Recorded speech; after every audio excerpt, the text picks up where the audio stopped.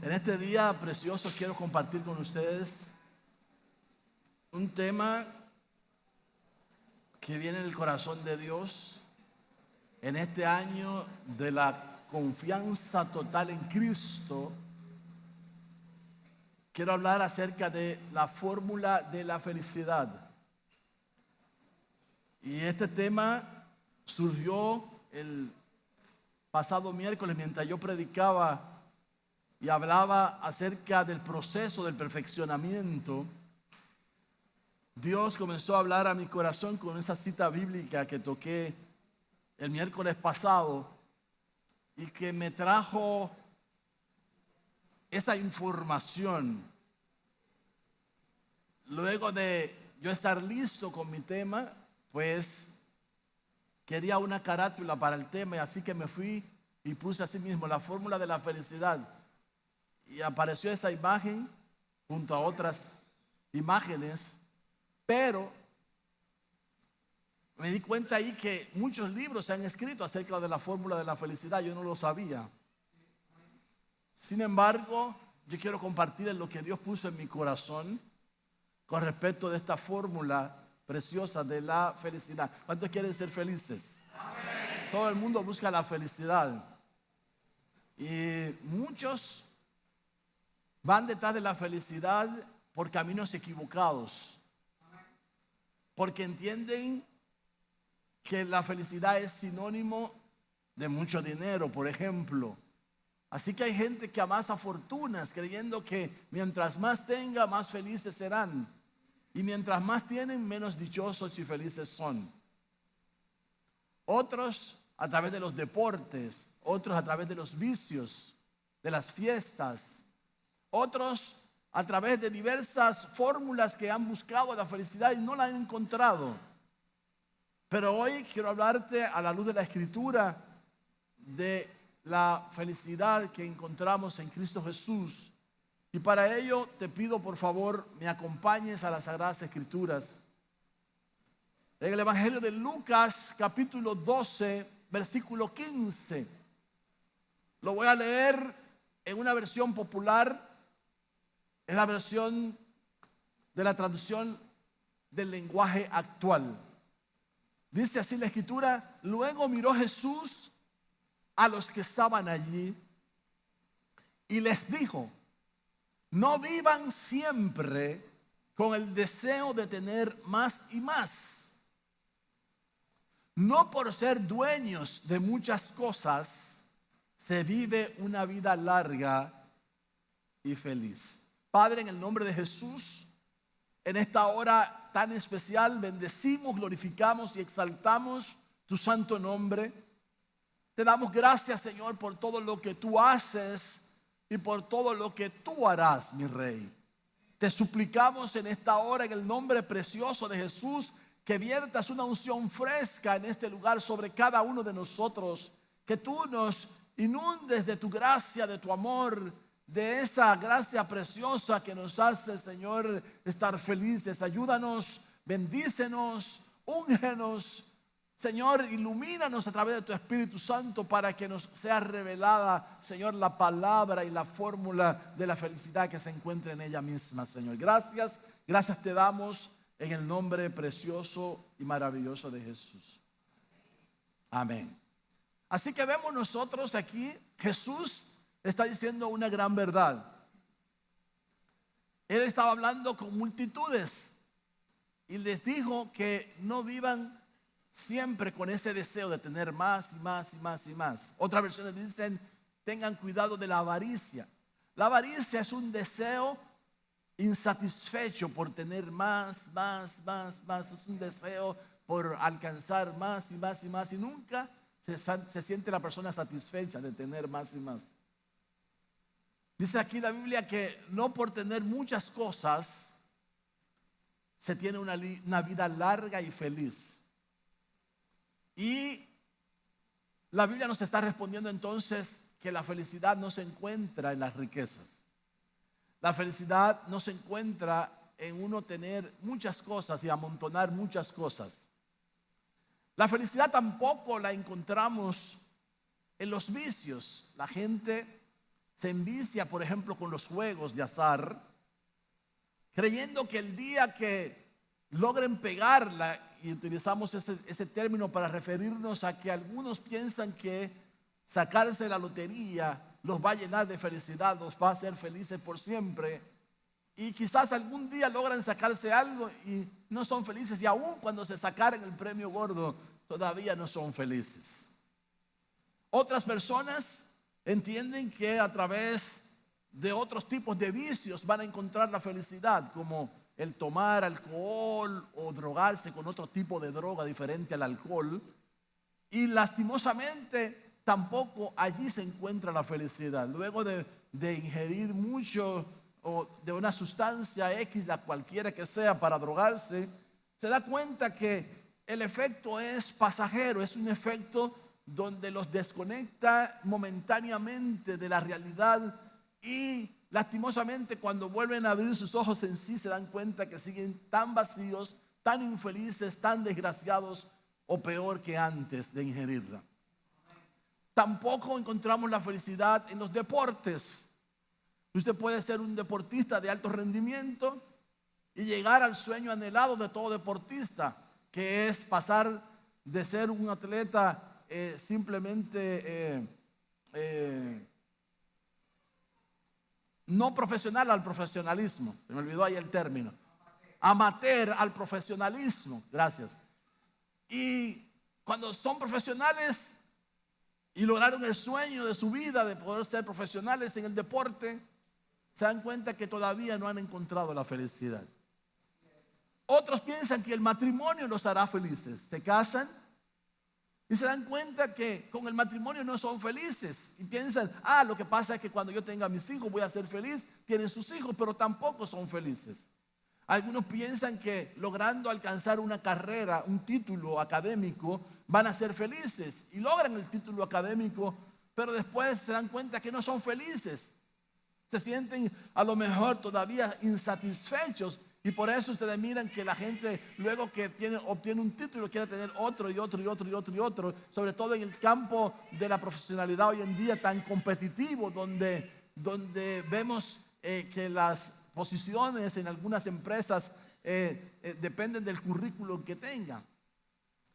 Y entonces hoy en día todo el mundo hace una maestría, todo el mundo hace un doctorado, todo el mundo hace algo con el cual lograr saciar ese deseo de ser felices, pero eso no los hace felices.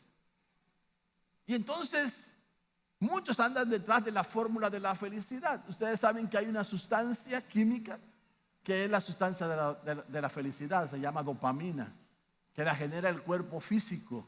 Sin embargo,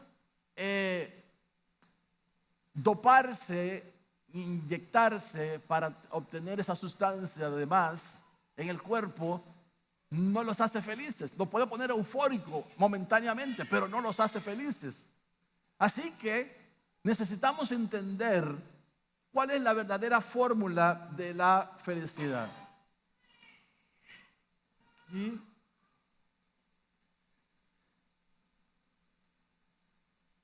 Mateo capítulo 5. Esta fue la cita que tocó mi corazón el miércoles pasado. Y que mientras yo estaba predicando de un tema, de repente me vino este otro tema al corazón. Mateo capítulo 5 es el pasaje precioso donde nos habla de las bienaventuranzas. La palabra bienaventuranza en griego es Makario, con K, Makario. Y Makario significa feliz, significa bienaventurado, significa dichoso. Ya ustedes miran por qué me viene el término de la fórmula de la felicidad cuando estaba leyendo ese texto el miércoles pasado y de repente me vino así ese título, la fórmula de la felicidad. Fíjate en eso. Y aunque ese no era el tema que yo estaba tocando el miércoles, eso me abrió la puerta, el portal para entender cómo realmente podemos llegar a ser felices. Mateo 5:3 dice, lo voy a leer en diferentes versiones. En la versión de Reina Valera 60 dice, bienaventurados los pobres en espíritu, pues de ellos es el reino de los cielos. Ese es un texto muy mal interpretado por muchos, porque entienden que la salvación, que el reino de los cielos, le pertenece a la gente que no tiene dinero, a la gente pobre. Y ese texto no tiene nada que ver con dinero. Ese texto está hablando de gente que entiende y sabe que sin el Señor nada somos, que sin Dios nada podemos hacer, que sin Dios la vida no tiene sentido, sin Dios estamos vacíos. Ese gran vacío que siente toda la humanidad y que en un momento determinado, antes de conocer a Cristo, usted y yo teníamos, el único que lo puede llenar se llama Jesucristo. Así que vemos nosotros que la Biblia dice: felices los que tienen ese deseo de tener a Dios siempre consigo, los que dependen 100% de Dios. Felices los que ponen su confianza, sobre todo en el año de la confianza total en Cristo, ponen su confianza en el Señor. Así dice otra versión que me llamó mucho la atención. Lee aquí conmigo, traducción libre, de traducción del lenguaje actual y de la Biblia del lenguaje sencillo, dicen de la misma manera. Dice: Dios bendice a los que confían totalmente en Él, pues ellos forman parte de su reino.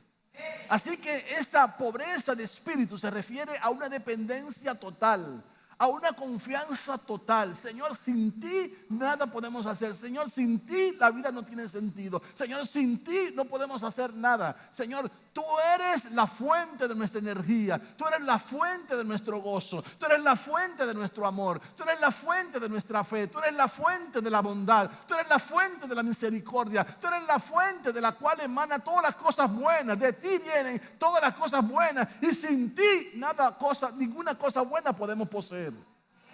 Entonces, la Biblia nos está hablando de la necesidad de confiar en Dios. En Salmos 2:12 dice: bienaventurados todos los que en Él confían, felices todos los que confían en Dios. Así que cuando nuestra confianza está en Dios, somos felices.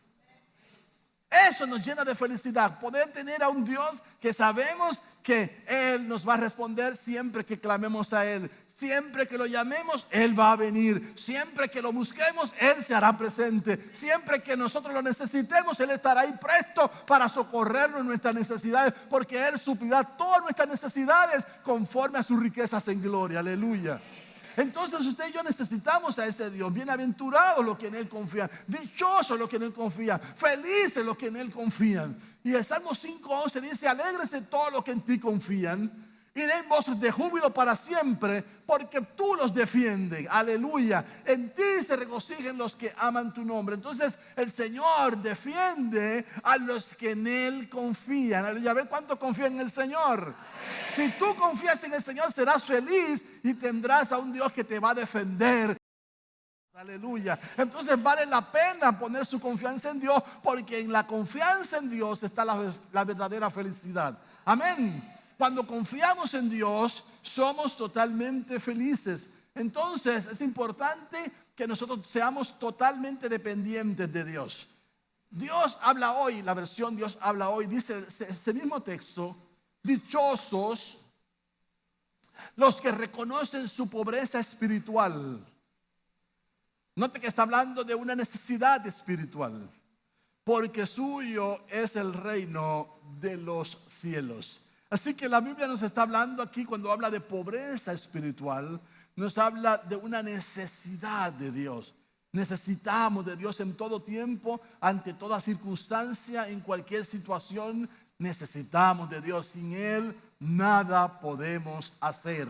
La versión Palabra de Dios para Todos dice: afortunados los que reconocen su necesidad espiritual, porque el reino de Dios les pertenece. Aleluya. Así que el reino de Dios es de gente que sabe que sin Él no es posible poder alcanzarlo. Saben que sin Él es imposible introducirnos en ese reino. Es por medio de Él, y es porque por su gracia permanece sobre nosotros que nosotros entramos al reino y permanecemos en el reino. Sin Él nada podemos hacer. Así que dichosos, afortunados, felices, bendecidos los que reconocen su necesidad espiritual. ¿Cuántos tienen necesidad espiritual en este día? Felices, dichosos.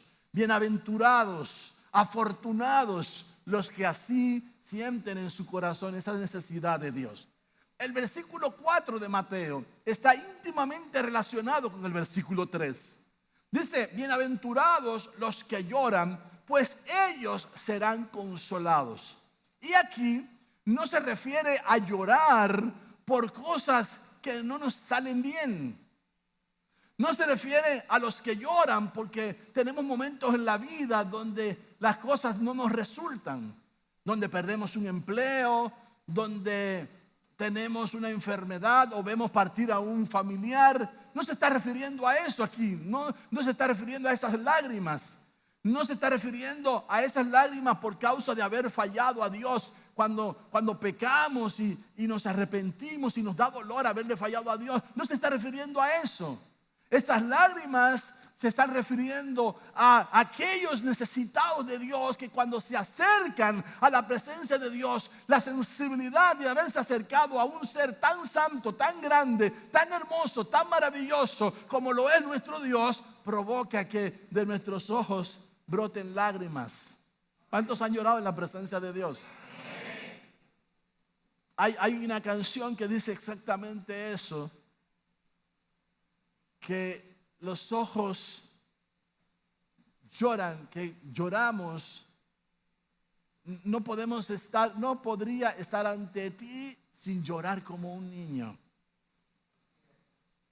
Y entonces cuando lloramos por causa de su presencia, cuando lloramos por causa de que nosotros lo necesitamos a Él y que nos urge estar con Él y lo buscamos y lo encontramos y en ese encuentro con Él nuestros ojos se inundan de lágrimas, ¿sí? Y derramamos nuestras lágrimas. Entonces, bienaventurados los que lloran, pues ellos serán consolados. Y yo quiero que usted y yo veamos entonces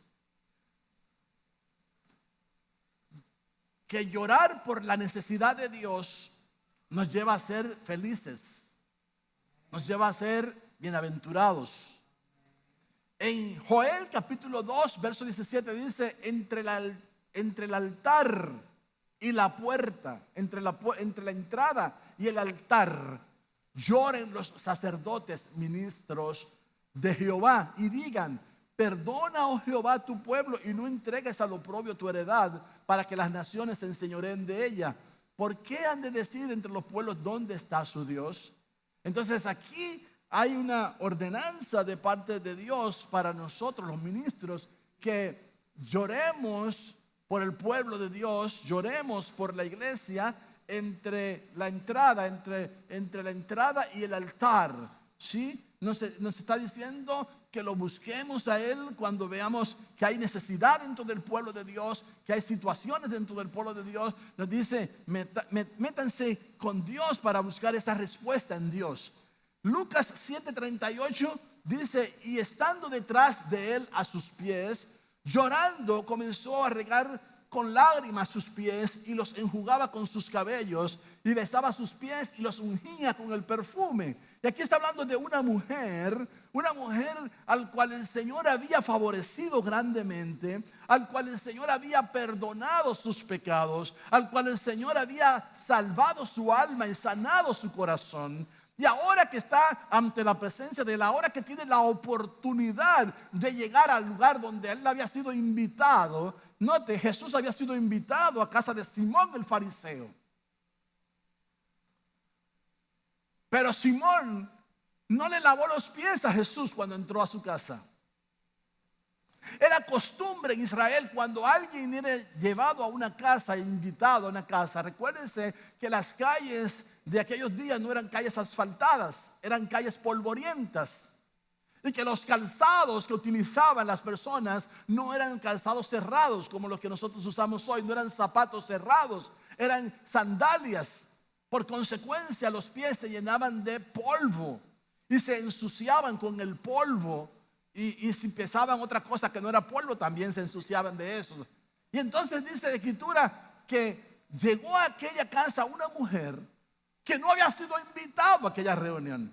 Pero ella llegó a ese lugar porque sabía, ahí está el que me perdonó mis pecados, el que pasó por alto todas mis transgresiones, el que me abrazó en mi momento de necesidad, el que me ayudó y el que me dijo, tú eres salva. Y entonces esta mujer tenía gratitud en su corazón. Y esta mujer llegó a aquel lugar y cuando vio a Jesús que estaba sentado a la mesa, y era costumbre, como era la costumbre oriental, las mesas en el suelo, la gente se sentaban con los pies hacia atrás, ella se puso detrás de sus pies y con sus lágrimas, ella estaba llorando a causa de la presencia de su Salvador. Ella estaba llorando a causa de la presencia del amado. Ella estaba llorando a causa de la presencia del que le perdonó sus pecados. Ella estaba llorando a causa de la presencia de aquel que había tenido misericordia de él. Aleluya. Y cuando tú y yo nos acercamos ante él, una de las expresiones tantas que tenemos delante de él es justamente llorar. Y con sus lágrimas mojó sus pies y con sus cabellos enjugaba o quitaba el polvo de los pies polvorientos de Jesús. Esto produjo un escándalo entre los que ahí estaban, como este que dice ser un profeta o alguien muy importante, deja que una mujer como esta haga eso que ha hecho. Y Jesús les contó una parábola. Y en la parábola, él explicaba que los que más entienden cuánto le han perdonado, más aman. En la medida en que tú y yo entendemos lo que Jesús hizo por nosotros, más lo vas a amar. Y no te asombres que cuando te acercas a su presencia, cuando te acercas ante aquel que un día te miró con misericordia y extendió sus manos compasivas para levantarte y para sacarte del hoyo donde estabas, cuando te acercas ante él, tus ojos no van a poder parar de derramar lágrimas. Por eso, bienaventurados los que lloran ante la presencia del Señor, pues ellos serán consolados, dice la Biblia en este texto de Mateo 5:4. El versículo 5 dice: bienaventurados los humildes, pues ellos heredarán la tierra. Entonces aquí está hablando de dichosos, felices los humildes, porque ellos heredarán la tierra. La Biblia textual dice: bienaventurados los mansos. Y es que la mansedumbre y la humildad van tomados de la mano. Por eso Jesús dijo: aprendan de mí, que soy manso y humilde de corazón. La mansedumbre y la humildad están tomados de la mano, se toman de la mano, nos guían por un camino extraordinario. Así que en esta oportunidad es momento para revisar nuestro ser interior, si hay o no mansedumbre en nosotros, si hay o no en nosotros esa calidad de vida que pide Jesús, que seamos humildes. Una persona humilde es una persona que no se anda presentando como el que todo lo sabe, como el que no es aquella persona arrogante, es lo contrario, la arrogancia a la humildad, que anda exhibiendo sus logros porque yo soy el doctor o licenciado o el no sé qué, o yo tengo el título o yo no sé cuánto. No. A la persona humilde no le importan los títulos. A la persona humilde no le importan los logros. La persona humilde simplemente se conduce como cualquier otra ante las personas. Y dice la Biblia que dichosos o felices son la gente humilde. La gente humilde es feliz porque ellos tendrán como herencia la tierra. Ahora, yo quiero que nosotros oigamos al apóstol Pablo hablándole al joven Tito. Y en la carta de Tito, en el capítulo 3, versículo 1, dice: recuérdales que se sujeten a los gobernantes y autoridades. Y este es un principio muy importante. Debemos aprender que toda autoridad es puesta por Dios. Y el que se resiste a la autoridad, y eso es Romanos capítulo 13, literalmente, usted lo puede buscar, a Dios mismo resiste y acarrea para sí juicio, condenación. Entonces la humildad nos permite simplemente reconocer las autoridades. Aunque su forma de gobierno, su manera de establecer su liderazgo, su forma de ellos dirigir, guiar, no nos convenza mucho, no nos guste mucho. Sin embargo, si es la persona que te pusieron ahí, sea en tu trabajo, sea en tu casa, en el caso de tus padres, sea en la iglesia, con el liderazgo de la iglesia y los pastores, sea donde quiera que estés, en el gobierno o en las calles, con las autoridades que dirigen el tránsito o que dirigen la conducta de la ciudadanía, en el caso de la Policía Nacional. Esas son las autoridades y hay que respetarlas. Note que cuando se irrespeta a esas autoridades siempre hay consecuencias negativas. Y por supuesto, si el que está liderando en una posición de autoridad, los humos se le suben a la cabeza por su rango o por su posición, la que tienen, y no saben manejarse mucho con respecto a eso, van a abusar de su autoridad y van a aplastar a aquella persona que no reconoce su autoridad. Aunque entre nosotros no debe de ser así. Sin embargo, entre nosotros, cuando nosotros afrontamos una autoridad eclesiástica, Dios se toma la demanda para sí. Ejemplo, pastor, denos un ejemplo. Bueno, voy a poner un ejemplo muy sencillo. Había un hombre llamado Moisés. ¿Cuántos conocen a Moisés? Y este hombre fue llamado por Dios y Dios lo llamó a él para constituirlo cabeza de todo un pueblo. Él iba a ser el libertador de ese pueblo y él era el llamado a guiarlos a la tierra en abundancia, tierra que fluye leche y miel. Es decir, que Moisés jugaba un papel, un rol estelar, porque él era el llamado de Dios para dirigir a toda una multitud a una vida diferente, a una vida que salía de la esclavitud para entrar en la libertad y gozar de la plenitud en el Señor. Sin embargo, Moisés en su casa era el menor de 3 hermanos. Estaba María, que era la hermana mayor, estaba Aarón, que era su hermano mayor, y estaba él de tercer lugar. Pero cuando Dios lo llamó, aunque era el menor de esa familia, lo colocó en una posición de autoridad. Y estando en posición de autoridad, sus hermanos lo murmuraron.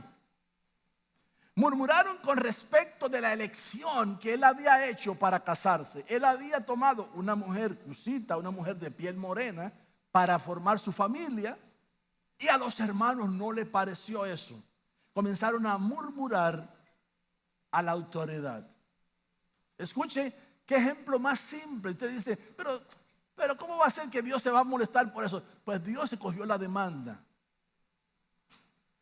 Y la consecuencia vino sobre la hermana mayor, sobre María. Después de haber murmurado a Moisés, María quedó completamente leprosa. Y entonces la separaron del campamento por 7 días. Y todo el campamento se vio cohibida o cohibido de la presencia de Dios. Pues Dios no se manifestaba en un pueblo donde había habido pecado. Así que Dios se retrajo de manifestarse. Y por 7 días la presencia de Dios no era muy palpable en aquel lugar. Aunque Dios es omnipresente y omnisciente y Él se manifiesta donde Él quiere, donde Él desea manifestarse, pero hay lugares donde Él se retrae y no se manifiesta. Y eso pasó en aquella oportunidad.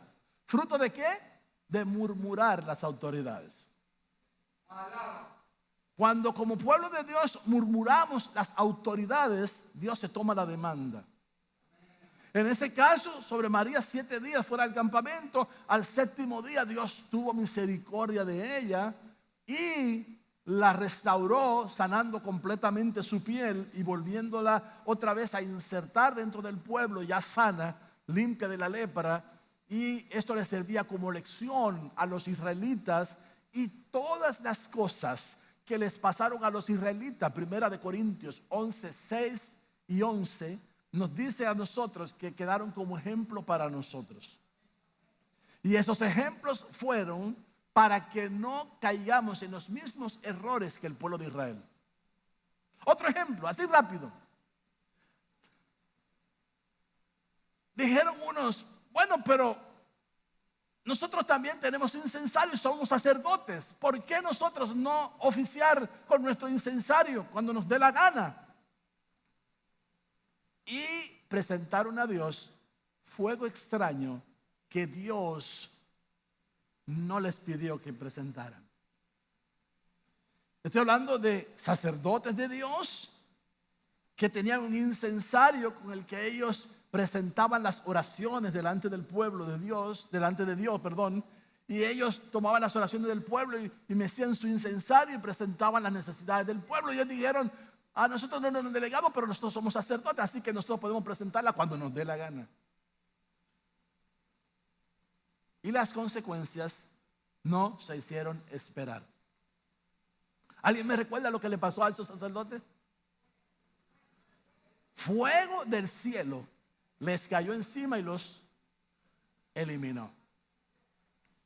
Y te dirá, pastor, esto era la dispensación del pasado. Ya Dios dejó esa ida, ya Dios se acomodó, ya Dios está tranquilo. Tenga cuidado. En el Nuevo Testamento aparecen casos que, si yo me pongo a hablar de eso, me paso todo el día hablando de autoridad y no quiero hablar de autoridad, porque lo que quiero hablar es que hay una dicha, hay una felicidad en la humildad. Por eso debemos de pedirle, Señor, Señor, hazme humilde de corazón. Ayúdame, Señor, a quitar toda arrogancia, a quitar todo eso que me hace sublevarme, que me irrita cuando yo veo que tengo un jefe que yo no lo soporto, no lo aguanto. Ese jefe que aquí y allá, hermano, Dios se lo puso por algo. Vamos a ver, cuando necesitamos un empleo, ¿qué decimos a la iglesia? Oren para que me den un empleo. Y oramos para que le den empleo y le dan el empleo. Pero ahora resulta como que ese empleo no era de Dios, porque quien tiene como cabeza lo está maltratando. Y tú no sabes, Dios te llevó a esa situación, a ese lugar, justamente porque Dios está tratando tu carácter. Y Dios te está moldeando, Dios te está trabajando. Como decíamos el miércoles pasado hablamos de eso que Dios está haciendo en nosotros. Es una obra tan extraña, es una operación tan rara, tan extraña de parte de Dios. Pero Dios está tratando con nosotros para enderezar nuestro carácter, para que nosotros disfrutemos de la felicidad genuina y verdadera que hay en la calidad de vida de los humildes. ¿Sí? La Biblia dice que al humilde Dios le atiende inmediatamente, pero al soberbio, el altivo, Dios lo mira de lejos. Así que hay una felicidad extraordinaria de poder ser humilde, y tendremos como herencia la tierra. ¿Qué tierra, pastor? Bueno, ustedes saben que no se está refiriendo a esta tierra, porque esta tierra va a arder en fuego. ¿Cuántos lo sabían? Lo que estamos mirando, que está sucediendo en el mundo, es un preámbulo de lo que un día va a suceder. De toda la tierra va a arder en fuego. Pero cuando eso suceda, ya el pueblo de Dios será quitado completamente de la tierra para entrar a cielo nuevo y tierra nueva. Una tierra nueva. Entonces, bienaventurados, felices los humildes, pues ellos heredarán la tierra. Una persona mansa es una persona dócil. Es una persona suave, es una persona que no ataca, es una persona que es sosegada, es una persona que es tranquila, que es apacible. Eso es una persona mansa, ¿sí? Necesitamos pedir a Dios esa mansedumbre, esa humildad, que es una característica esencial para poder ser felices. Es parte de la fórmula de ser felices. Versículo 6. Bienaventurados los que tienen hambre y sed de justicia, pues ellos serán saciados. Y aquí habla de un hambre y una sed de justicia. ¿Y cuántos saben y conocen que las Escrituras dicen que Jesucristo es nuestra justicia? Él es nuestra justicia. Él es el juez justo que un día, por medio de la sangre preciosa que Él derramó en la cruz del Calvario, nos justificó de nuestras transgresiones. Cuando le llevaron el sumo sacerdote Josué a Dios, y Satanás lo miraba sucio, pecador, y lo señalaba y lo acusaba, Dios lo miraba de una manera totalmente diferente. Dios lo miraba limpio, sano, salvo, porque lo miraba cubierto de justicia. Él nos puso un manto de justicia el día que derramó su sangre por nosotros y nosotros creímos en Él, y por la fe somos propietarios de esa justicia divina. Él nos dio a nosotros el ser justificados a través de la fe en Él. Así que somos justificados por Él, y cuando tenemos hambre y sed de su justicia, es hambre y sed de su presencia, de su cubierta, de esa gracia que está sobre nosotros. Y eso va a saciar esa hambre, esa sed. Su presencia, su persona en nosotros, obrando, actuando el Señor Jesucristo en medio nuestro. Y la palabra saciados aquí en griego es la palabra chortazo. Y chortazo significa saciar, llenar, dar en abundancia, dar de hartar, rebosados. Así que cuando tenemos hambre y sed de su presencia, del justo, el juez justo, el Señor Jesús, que es nuestra justicia, Él se va a manifestar para saciar completamente esa hambre y esa sed. Él hará que seamos completamente felices por causa de esa manifestación que nos hace rebosar de alegría. Mateo 5:7 dice: bienaventurados los misericordiosos, pues ellos recibirán misericordia. La palabra misericordioso es una palabra muy interesante porque es una palabra compuesta. Habla de la miseria del corazón. Y es que Dios vio la miseria de nuestros corazones cuando estábamos perdidos en nuestros delitos y pecados. Cuando estábamos muertos en nuestros delitos y pecados, Él miró la miseria de nuestro corazón. Éramos miserables. Y Él se tornó para mirarnos, pero no solamente para mirarnos. Él pagó un precio para comprarnos, para redimirnos, para salvarnos, para limpiarnos, para perdonarnos, para justificarnos, para consolarnos, para edificarnos, para bendecirnos. Él pagó ese precio. Aleluya. Aleluya. Y la Biblia dice que los misericordiosos, y entonces como consecuencia de que Él tuvo misericordia de nosotros, nosotros tenemos que tener misericordia con nuestros semejantes. Nosotros debemos de ser como Él lo era. Por eso tenemos nosotros que mirarnos ante el espejo de la palabra. El libro de Salmos 18:25 dice: con el misericordioso te mostrarás misericordioso y recto para con el hombre íntegro. Así que Dios nos está diciendo que cuando nosotros practicamos la misericordia, reconociendo que Él un día tuvo misericordia de nosotros, y practicamos la misericordia con nuestros semejantes, Él nos hace ser felices porque Él hace que su misericordia se siga manifestando cada vez más sobre nosotros. Es decir, que para Dios no vamos a pasar indiferentes. Dios no va a ser como hizo el sacerdote que pasó por causa de aquel que lo habían asaltado los ladrones, lo habían golpeado, lo habían maltratado y lo habían dejado tirado en el camino. Pasó un sacerdote, lo miró y lo ignoró, siguió de largo. Pasó un levita, miró y siguió de largo. Pero dice la Biblia, pasó un samaritano y se detuvo, lo cargó, lo puso en su cabalgadura le curó sus heridas, le vendó sus heridas. Si ustedes miran de la manera en que lo hizo, le puso aceite, le puso vino y comenzó a vendar sus heridas. Y es que por causa de la unción del Espíritu Santo, note que hizo algo como que en lo natural es al revés. En lo natural debió haber echado primero el vino para desinfectarle la herida y luego ponerle el aceite para cicatrizar la herida. Pero en lo de Dios no es así. Y luego ponerle el vendaje. Pero en Dios no es así. Dios viene, nos venda nuestras heridas, nos derrama una unción poderosa que nos hace estar gozosos de haber sido sanados sobrenaturalmente por medio de Él. Y Él lo tomó, lo puso en su cabalgadura y lo llevó al mesón y le dijo al mesonero: te voy a pagar el precio de 2 días.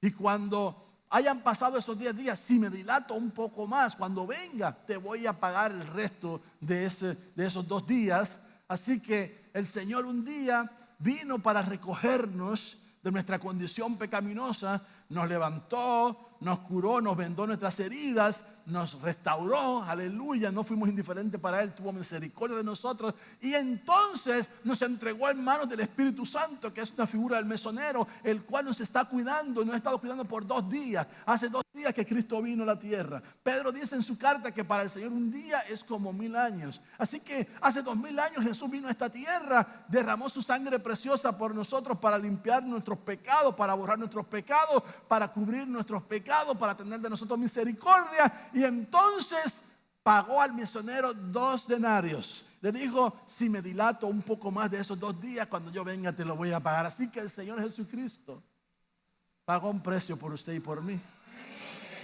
Él mostró misericordia para hacernos partícipes de la felicidad genuina y verdadera que solamente se encuentra en Él.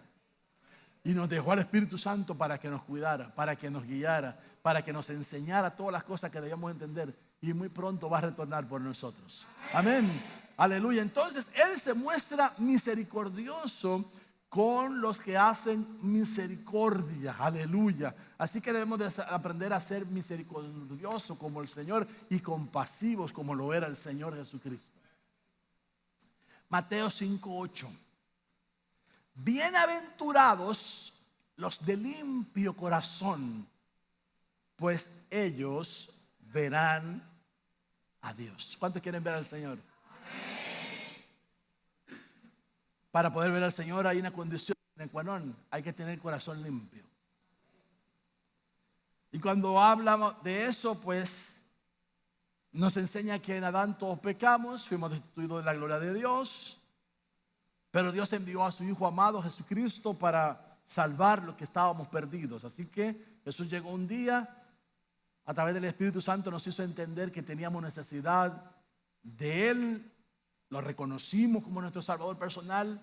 Le trajimos nuestro corazón rotos en pedazos. Lo presentamos delante de Él. Y Él comenzó a vendar nuestras heridas y a sanar nuestras heridas de nuestro corazón. Pero sobre todas las cosas, limpió todas nuestras heridas, limpió completamente nuestro corazón. Así que nuestro corazón está limpio por la sangre preciosa del Cordero. Y dice la Biblia que los que tienen el corazón limpio verán a Dios. Ahora, si usted se da cuenta, esa es una limpieza progresiva. Cuando hablamos de que Él lo limpió, hablamos en términos como que si ya Él lo hubiera hecho completamente, pero real y efectivamente, por la fe Él lo hizo completamente. Ahora depende de nosotros mantener limpio ese corazón.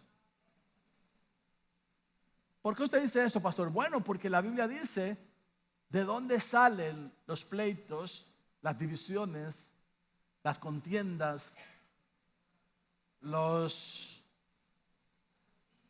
dichos, malos dichos de la boca, salen del corazón.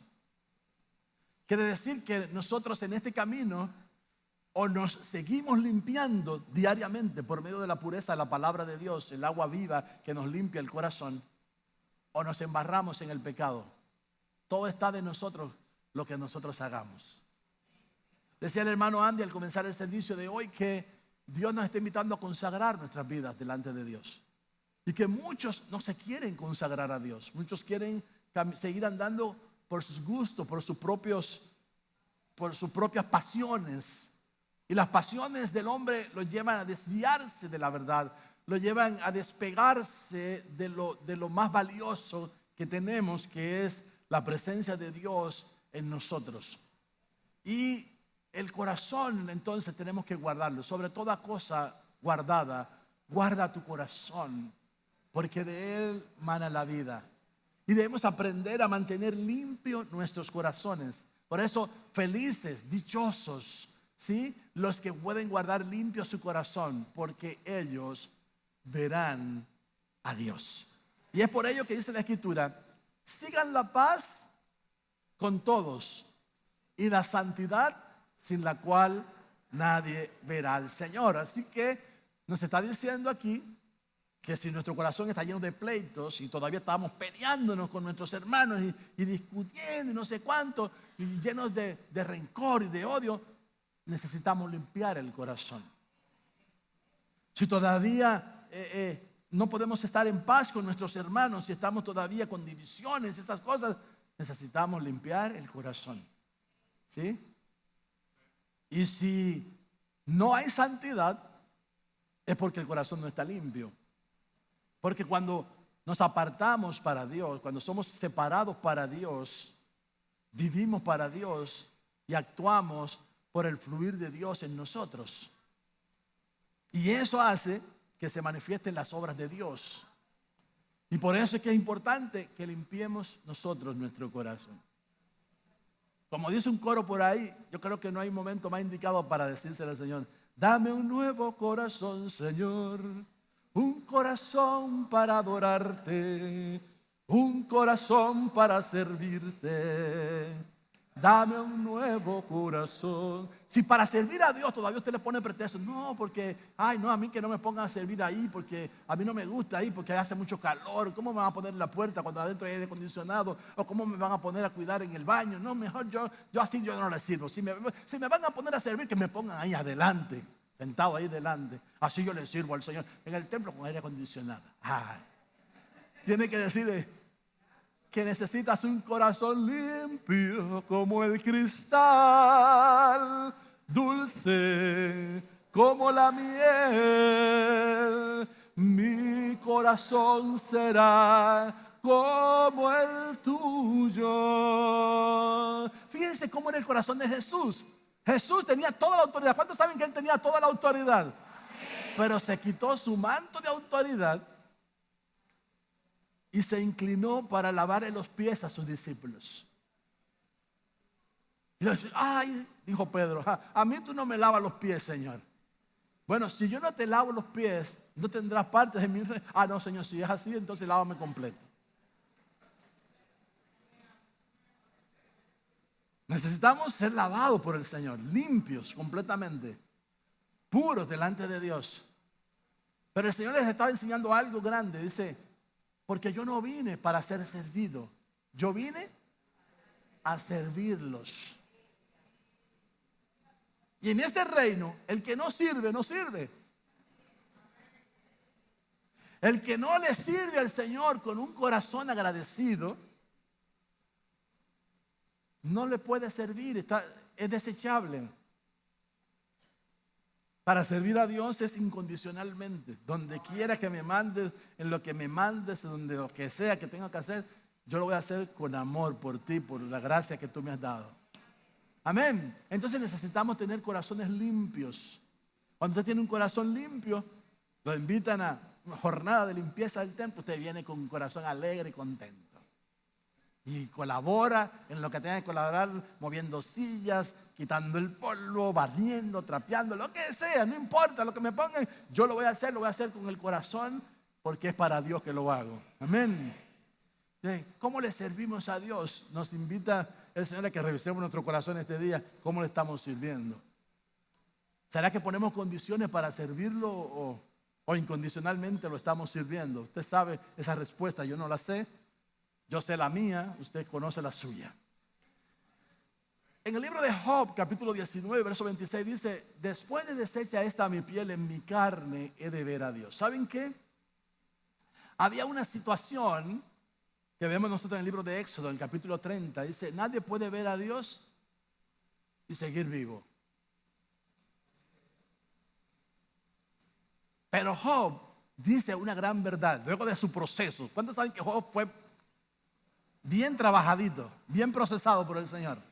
Él dice, aunque desecha esta mi piel, en mi carne de ver a Dios, al cual veré por mí mismo, y mis ojos lo verán, y no otro, aunque mi corazón desfallece dentro de mí.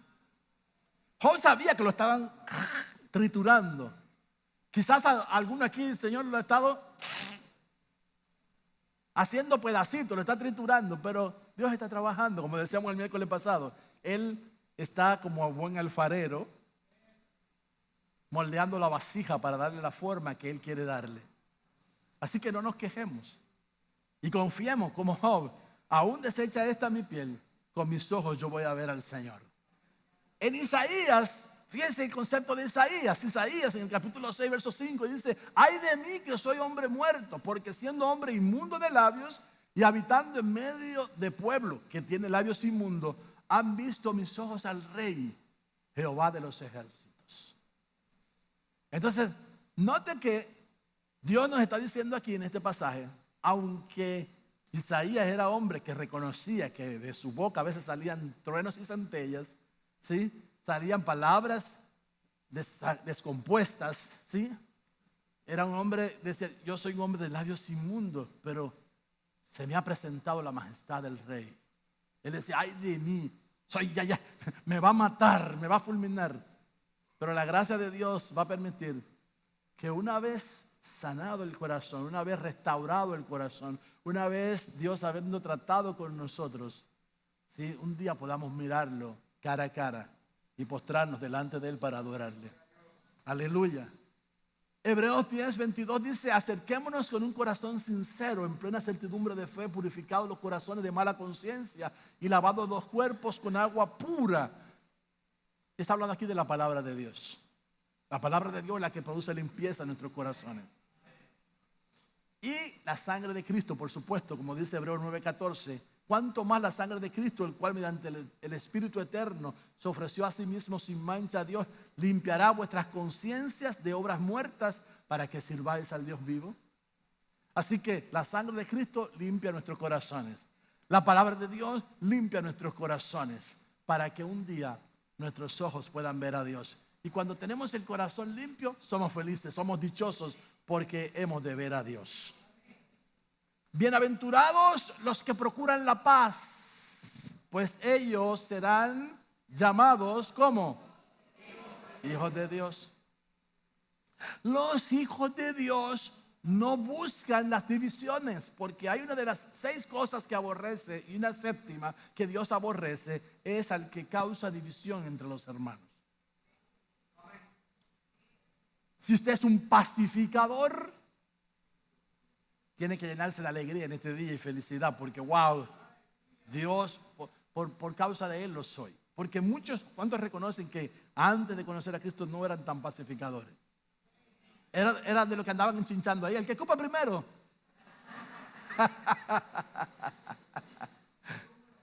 Pero ahora estamos en Cristo. Él nos ha lavado con su sangre preciosa, nos ha perdonado y está haciendo una obra linda, preciosa en cada uno de nosotros. Y ahora Dios nos convierte. No, señores, dejen de estar peleando por eso. ¿Cómo ustedes van a estar discutiendo por esa cosa? Olvídense de eso. Ya arreten para el año que viene. Dejen de estar peleando y discutiendo por eso.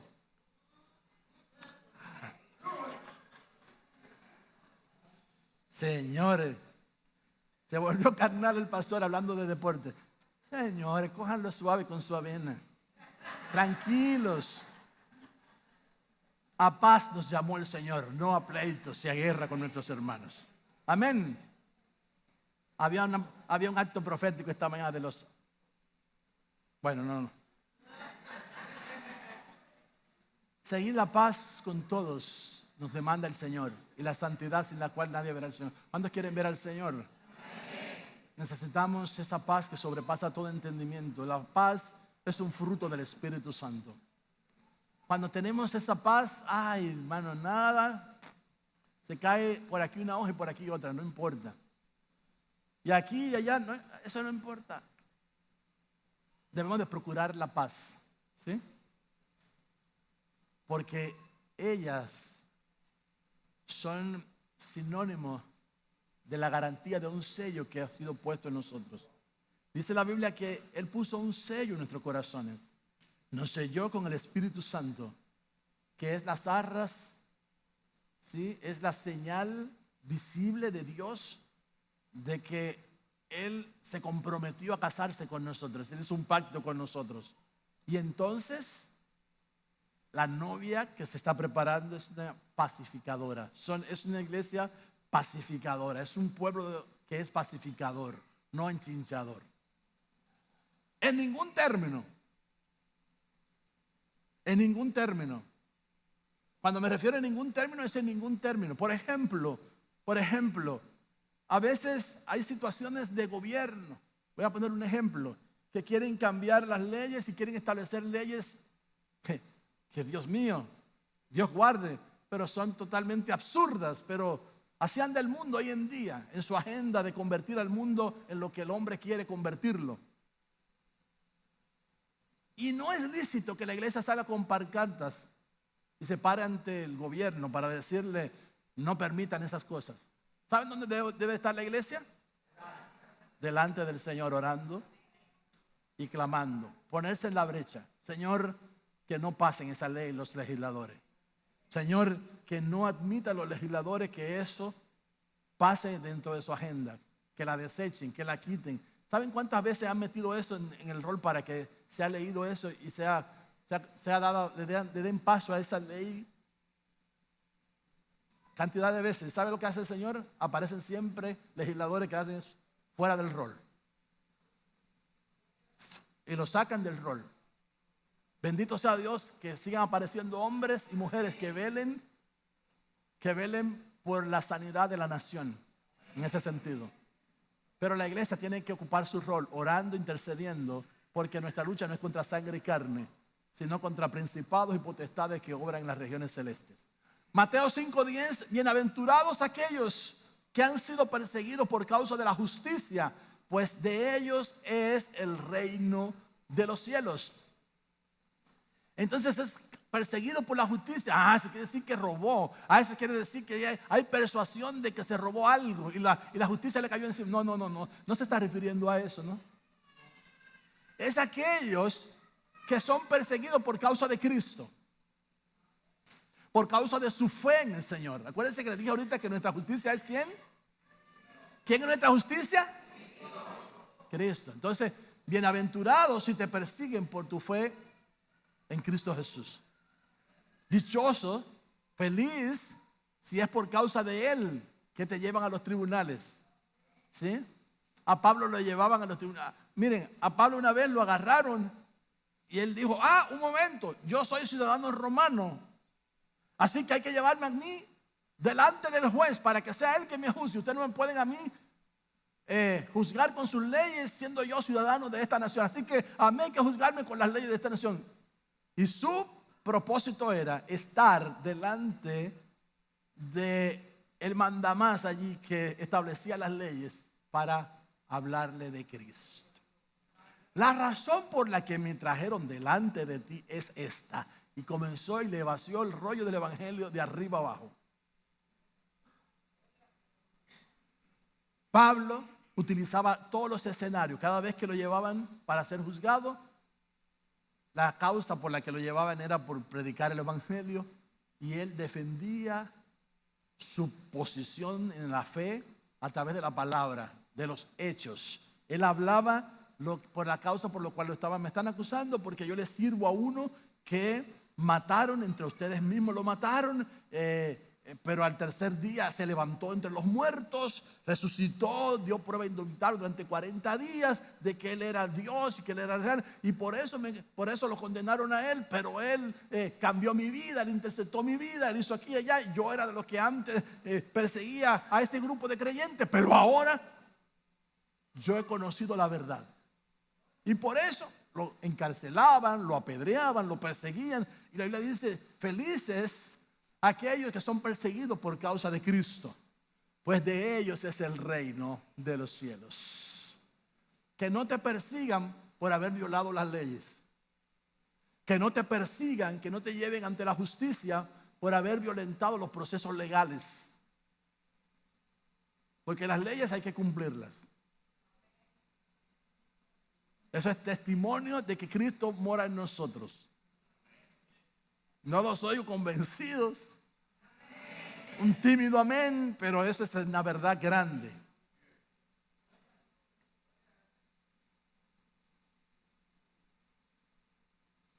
¿Saben lo que dijo Job? Tomaré mi saber, 36:3 de Job. Tomaré mi saber desde lejos y atribuiré justicia a mi hacedor. Él es quien me hace justicia. Él es mi justicia.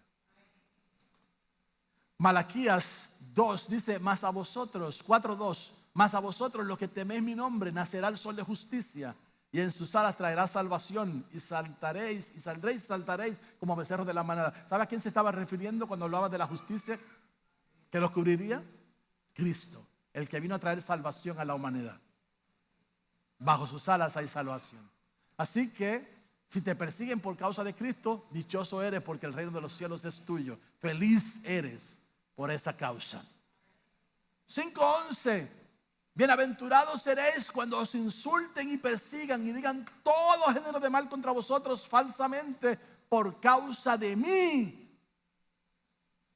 Y luego el 12 que no le escribí ahí, regocijaos y alegraos porque vuestra recompensa en los cielos es grande, porque así persiguieron a los profetas que fueron antes que vosotros. Entonces, si te insultan y te persiguen y dicen toda clase de cosas malas de ti y son falsas, entonces siéntete feliz. ¿Por qué? ¿Por qué me voy a sentir feliz? Por las consecuencias.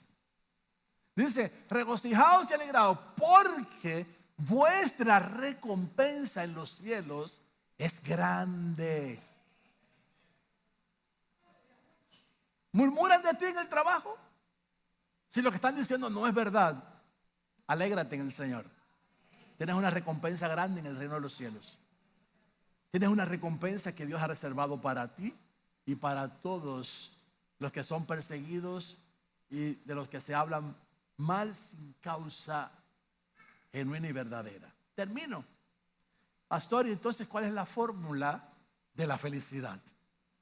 Bueno, pobreza de espíritu, llorar delante de Dios, humildad, hambre y sed de justicia, misericordioso como Él lo es, limpieza de corazón, procurar la paz y ser perseguidos por causa de Cristo cuando hablen falsedades, calumnias de nosotros, cosas que no son verdad. Eso nos va a llevar a ser plenamente felices. Cierre sus ojos, por favor. Dios y Padre nuestro, te doy gracias en esta hora por todas tus bondades. Gracias por tu gran amor.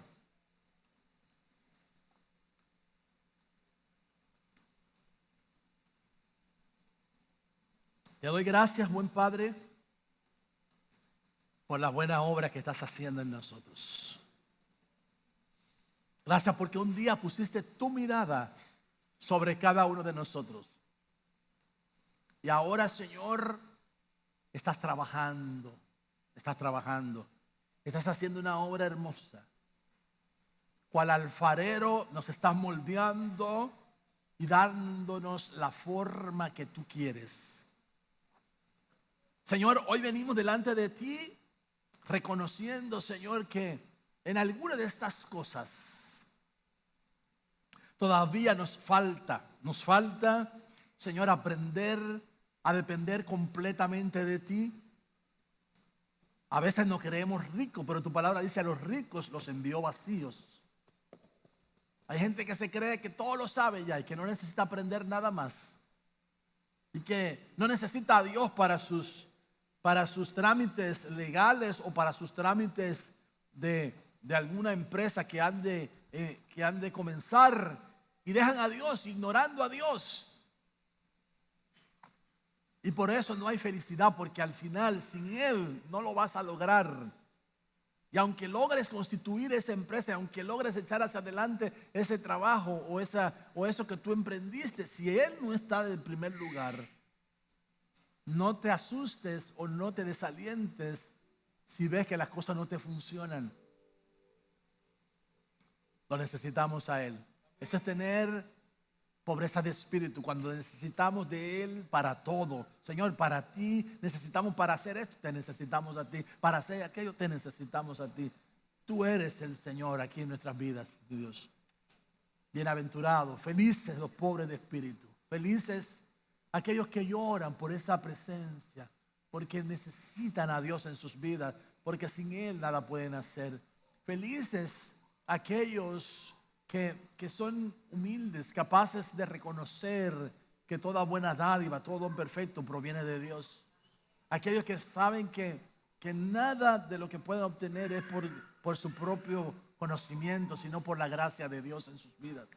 Bienaventurados, libres o felices aquellos que tienen hambre y sed de justicia.